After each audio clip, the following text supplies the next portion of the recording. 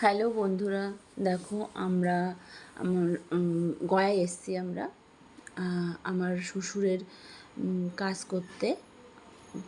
গয়ায় যে বছর ক্রিয়ার পরে যে পিণ্ডদান করতে হয়, আমরা সেই কাজটা করার জন্যই গয়াতে এসেছি। গয়ায় এসে এখন যেখানে পিণ্ডদান করতে হবে ওখানে আমাদের ব্রাহ্মণ ঠাকুরমশাইরা নিয়ে এসেছেন। এই যে গয়াতে এসে দেখো ওই যে ফাল্গুন নদীর দিকে যাচ্ছি, যেতে বললো আমাদের হাত মুখ ধুয়ে আসার জন্য। আর এই যে দেখো গাছে যত ছবি দেখছো না, এগুলো সব মৃত মানুষের ছবি। এটা হলো ওই সব যারাই গয়ায় কাজ করতে আসে তাদেরকেই মৃত মানুষের ছবি সঙ্গে নিয়ে আসতে হয়, 2-3 কপি 2-3 জায়গায় দিতে হয়। এই যে এখানে থাকে, এইখানে রাখতে হয় আর কি ওই ছবিগুলো, চায় আর কি ওরা যে ওখানে রাখে।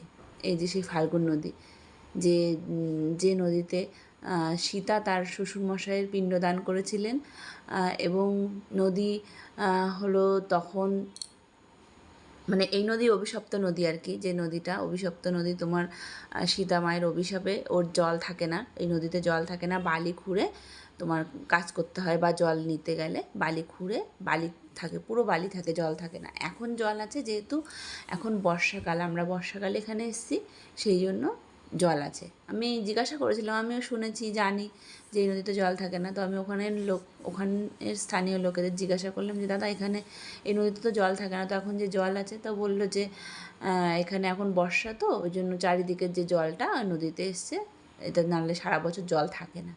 এই যে আমার হাজব্যান্ড এখানে বসেছে কাজে, শ্বশুরমশাই, দাদা শ্বশুরের। আর পাশে যে লোকগুলো দেখছো ওগুলো অন্য লোক, ওনারাও ওনাদের